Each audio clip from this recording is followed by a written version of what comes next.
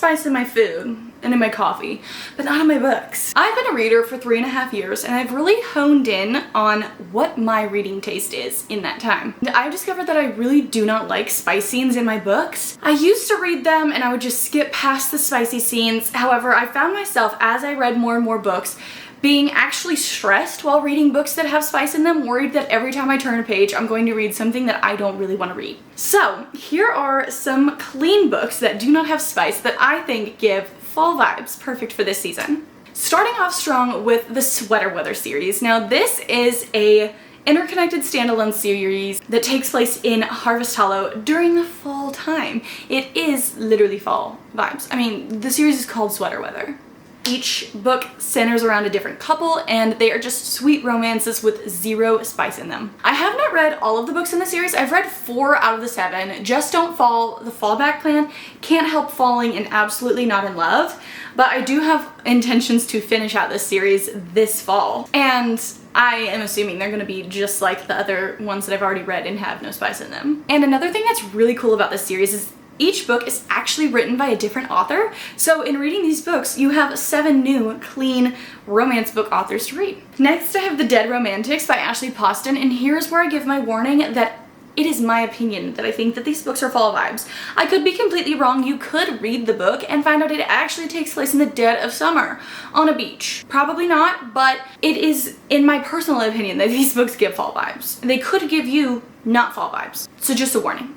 But fall for me is a very dark season full of thrillers and mysteries and fantasy books. And the main character in this book literally grew up in a funeral home and she can see ghosts. So if that's not fall vibes, what is? An Ember in the Ashes by Sabah Tahir. Now, like I said, fantasies very much scream fall vibes to me. And this is the first book in my new favorite fantasy series. This book follows Leah.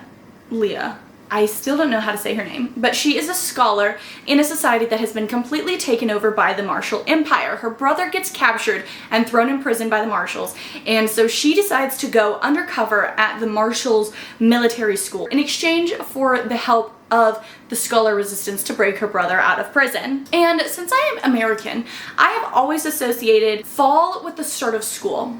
They are the same thing in my mind. So the fact that this takes place at a school for the most part, that is just fall vibes to me. Nothing Like the Movies by Lynn Painter. Now this one is a sequel. It's a sequel to Better Than the Movies, one of my favorite clean romances I've ever read in my entire life. This one continues on Liz and Wes's story as they start a new school year now in college. So once again, start of school, fall, duh. Assistant to the Villain by Hannah Nicole Mayer. Now this one is a fantasy book but gives very much fairy tale vibes, and something about that just seems really cozy and very fall-esque to me. Evie is having a rough time. Her life is falling apart around her. She just lost her job and she's taking a stroll through the woods when she quite literally runs into the man who is only known to everyone as the villain, and he gives her a job on the spot. But the fantasy vibes mixed with the fairy tale vibes just seem like the concoction for a perfect fall book. The River of Time series by Lisa Tawn Berggren. This series follows Leah and Gabby. They are the daughters of archaeologists and get dragged along on an expedition in Italy, and while they are exploring the site, end up getting transported back in time to medieval Italy, which is full of sword fights and very hot nights. This is a historical fantasy, historical fiction, whatever you want to call it. It's another genre that just screams fall to me. Maybe it's the fact that I just picture everything in sepia. Truly Devious by Maureen Johnson. Now this one is peak fall vibes. It actually does take place in the fall in Vermont, so you're getting all the changing colors and a lot of imagery of beautiful fall scenery in the mountains. Love it. Very much puts you in the fall mood. Now this book follows Stevie as she is starting a new school for gifted students. Each student has something that they excel at. You know, there's a girl who builds robots, a guy who's writing his next best-selling novel, a guy who's writing a TV series, and Stevie's thing is solving the kidnapping that plagued the opening of the school. So obviously, her investigation gets her into a bunch of sticky situations and maybe some danger and maybe making enemies with the wrong kind of people. It reminds me so much of Wednesday, which is one of my all-time favorite TV series. It's the first book in a series, and I've read this one and The Vanishing Stair, but I have every intention to finish reading the series. The Caraval trilogy by Stephanie Garber. This series follows Scarlett and Tella, who have always wanted to experience the magic of Caraval, and on the eve of Scarlett's wedding, they decide this is their last opportunity, so they run away from home to go participate in the festivities of Caraval. Now, Caraval is kind of like a traveling escape room circus type thing, and once they get there and they're figuring things out and getting deeper into the games, they figure out that things are maybe a little bit more real than they had originally anticipated. This is one of my favorite fantasy series of all time, so can't recommend it enough. Divine Rivals by Rebecca Ross.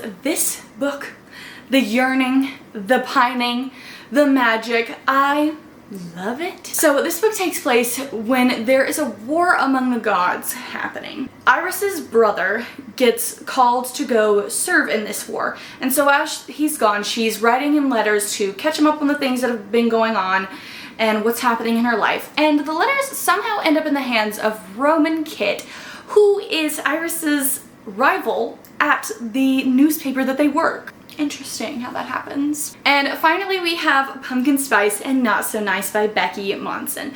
I'm gonna be honest, I read this book quite a long time ago. I don't really remember what happens. I feel like it's a very Hallmarky book, because if I'm remembering things correctly, I think the girl's family owns a pumpkin patch, and she recruits the guy to help her learn how to date. But I do know that this book does not have spice in it. I checked, and some of the Goodreads reviews were people being mad that there's no spice in this book. So I know that there's no spice in this book. But I do remember having a really good time when I was reading it. So those are my clean fall book recs. If you want to see a little bit more information on some of these books, you should head on over to my blog, Your Big Sister's Library. The link is always in the description of my books. I give a little bit more in-depth reviews, my thoughts on books, and different information around the content of the books, because whose opinion can you trust more than your big sister? Most of the books that I mentioned have reviews on my blog. That is all I have for you guys today. If you enjoyed this video, please give it a thumbs up to let me know that you enjoy this type of content. Comment down below your favorite fall book recs that I missed, because I'd love to have a new list to read this fall. And subscribe to my channel for more bookish content in the future. I hope you have a lovely rest of your week, and I will see you guys next time. Bye.